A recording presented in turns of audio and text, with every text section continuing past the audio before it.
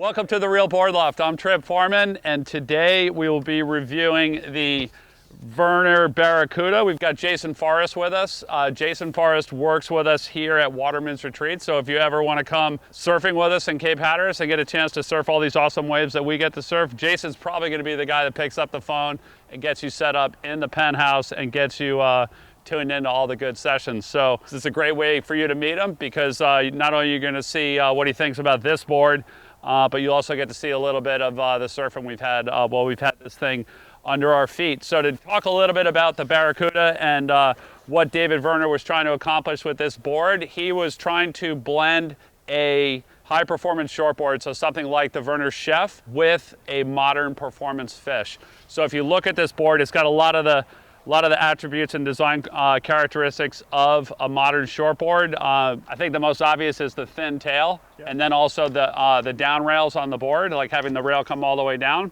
And in a lot of Vernor's boards, he has what's called like a hull bottom or a bellied bottom or his mini Simmons bottom.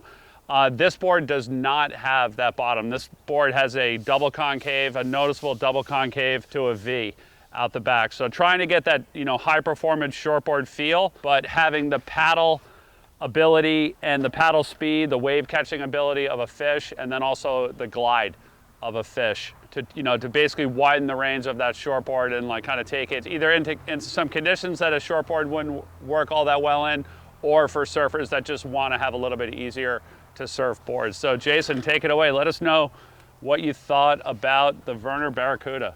Well, the first thing that I noticed about this board was when it came in the shop and it was sitting out in the board loft was how thin the tail was. That was the first thing, and it was laying on the ground, and I just looked at it, I was like, that thing is so sick. Like, I was tripping on it because I've always had a cool twin fin in my quiver. Right. But I'd never seen one with a tail that was quite that thin. So it instantly set me off in knowing that it wasn't going to surf like a regular keel fin, twin fin. Yeah, I mean, it's got like a little bit of that fish outline, yeah. But it's super modern. Like, you look at it, it's almost like a space age fish rather than like a Steve List style fish, Correct. where it would be thick all the way through the back of the board. But you always having one of those boards in your quiver, like we talk about evening boards sometimes. They're so fun to have because on those days when it's a little softer or you're tired or whatever, you can take this board out and catch more waves than you would on your shortboard. But the biggest thing about this specific one is how pulled in the tail was, that you could still surf it top to bottom. Okay. It still has the ability to do those, wrapping roundhouses and come back and hit the white water and kind of get through sections and take those different lines. But with that really thin tail, I felt like it had a lot more variety than a typical 20. So one of the things when I was catching up with David about this board, a big thing about David's board is obviously that mini Simmons bottom, not on this board, but on other boards where people follow him. Another thing is his I-beam construction. Mm-hmm. So all the boards that we carry at Reel, they're all Marco foam, EPS core, resin research, epoxy resin, and then he's putting these I-beams in the tail of the board to control the torsional flex, like the twisting of the board, so that when you're turning it, it just doesn't mush out and twist and then not pop you out. So in here, you've got these composite beams in the board, which basically goes from the bottom of the board almost all the way to the deck, and on this board probably all the way to the deck, and through these fin boxes. The one thing that David said about that is that the wider the board and the thinner the tail, basically the better that system works, because the more the board would be flexing. The more the board would be flexing, but also the larger percentage of the board is actually the I-beam. You know what I mean? Like how it kind of supports it. Right. And Makes so, what was the feeling, that you got out of that thing, out of the super thin tail and out of that I-beam? I mean, just like on a lot of these boards, you're able to have your back foot in a variety of locations. You might be a little bit more forward to try to get down the line to get that extra speed. But when you move that back foot back, on this board specifically without a tail pad on it, you can almost feel your foot right here, and the board just turned so incredibly fast and quick and responded really well when your foot was back here. So that was the biggest thing for me.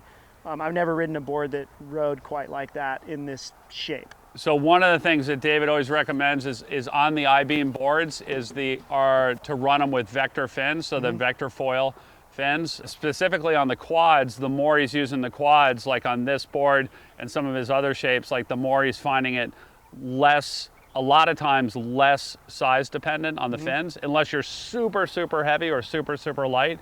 He's been using these David Rostovich quads, the Vector quads, on almost everybody's boards, and having it tune in really well with that I-beam. How did those fins work when you were using the board?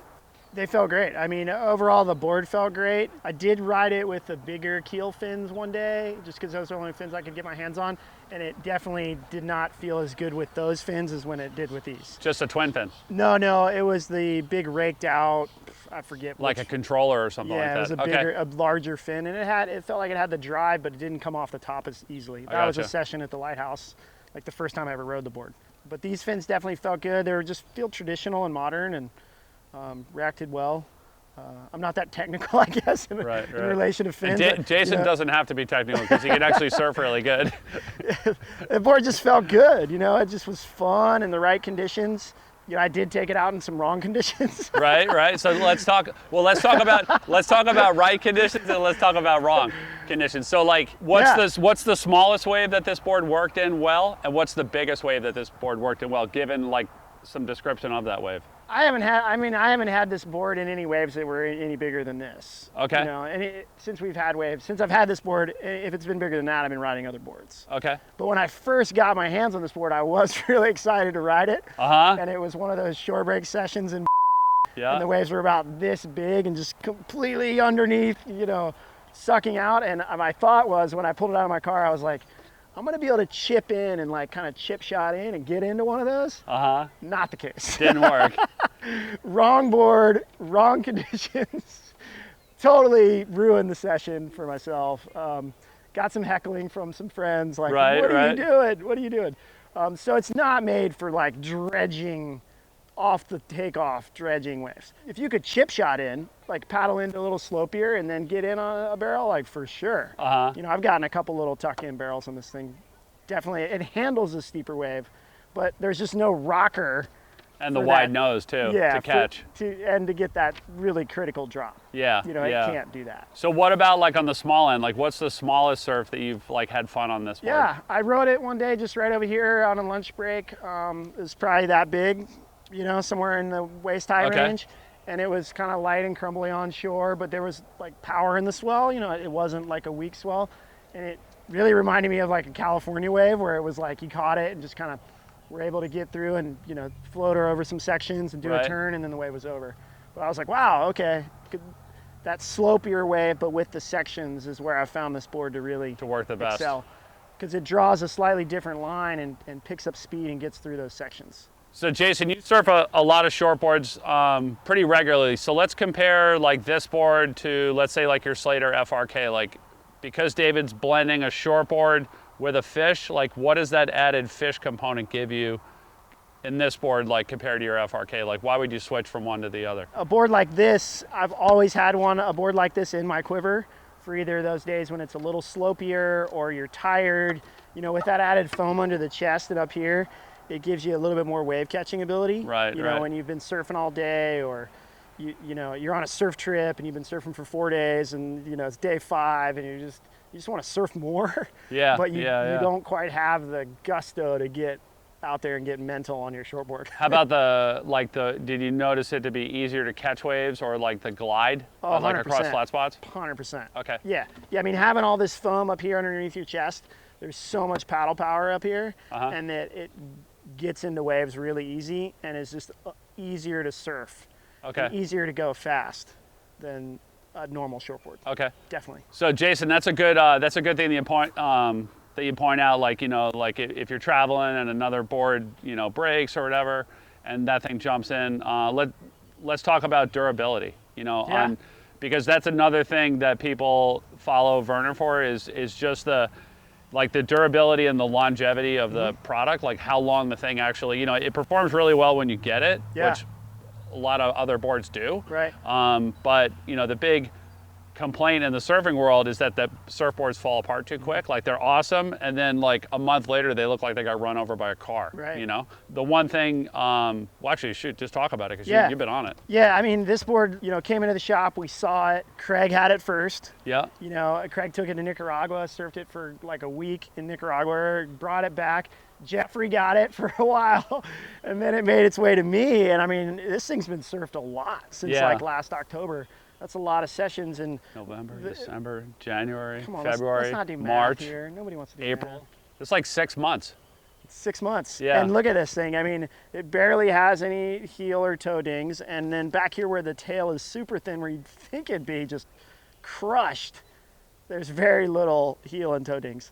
And there's no dings on it at all anywhere else, you know? I mean, I've definitely surfed the crap out of this thing in some shore break and some shallow waves, and no one's taken it to anybody for ding repair. Yeah, the Marco Blanks, you know, having that 2-pound density foam, you know, the foam underneath the fiberglass, like everybody always wants to relate it to the fiberglass, you know, like, well, what's the glass schedule? What's the glass schedule? But which is important. Yeah. But it's the foam that's inside the board that's holding the glass up, you know, and so that blank is a little bit higher density. Yeah. And so it keeps the whole board from caving in, but, you know, also the cloths that David's using and the epoxy resin, the resin research resin, every part of it is adding, you know, to the long-term durability of the board. And like anybody who's ever had a Vernor, that's one of the first things we'll talk about is like, man, my board just like lasts forever, you know? Great, yeah, I've been blown away at how this board, if you strip the wax off and pickled it, it probably would look almost brand new. The like looking at the dimensions on that, like on the board that you were riding. So you're how tall and how much do you weigh? I'm 5'8" and I weigh 154 pounds. Okay. And this one is 5'8", 2.5, 29.8 liters. Okay. I tend to ride a little bit more liters? Actually, John has officially deemed literage a word. Oh, sweet. Well, there you go. Literage. Yeah, literage is a word. I tend to ride literage a little higher. It can either be a noun or a verb, I think. Well, I don't know. I'm using it as a verb, I think. I think it's a noun. Yeah. Literage? Literage? Adjective? Is it an adjective? I don't know. Okay. We're doing math, now English. Literage? But this one's 29.8 liters and my shortboard's 28.8. I mean, a lot of guys my size would ride like 27, but I'm 41 years old, I work full time, I got 2 kids. I want to catch a lot of waves when I go surfing. Exactly, right. So I tend to ride a little bit more volume than what some of my friends tell me I should ride. Jeffrey. Is that, so that was the board that, like, you know, from Craig to Jeffrey to you, made it down to you, right? Like, if you had to do it all over again, would you go same size? 100%. Okay. Yeah, no, when this thing came in, I was so jealous. And it makes sense, because, I mean, typically you want to go a little bit bigger on something like that. Like on a gravel, fishy kind of style board, you want to go a little bit more than your short board. So talking about sizing, like we've seen these things in the shop from 5'2", 5'4", all the way up to 7'0", 7'2", 7'6". And the bigger sizes actually stretch out really nice, and they still have like that thin tail. They're not like whale ships, you know, like they're not gigantic. They're still like really, really sexy. So, you know, it's nice to see all the different sizes working. So thanks for tuning in, everyone. As we said, it's the Vernor Barracuda. If you have any questions on the Barracuda, or you want to place an order either for a stock board or write up a custom order, you can give us a call at the shop, 252-987-6000, or look us up online, realwatersports.com/surfing. And thank you, Jason, for thanks, Trip. For going surfing. I like it. Surfing the Barracuda. Do that. And sharing your thoughts and emotions. Call this guy, he will set you up on an insane surf trip. Peace out.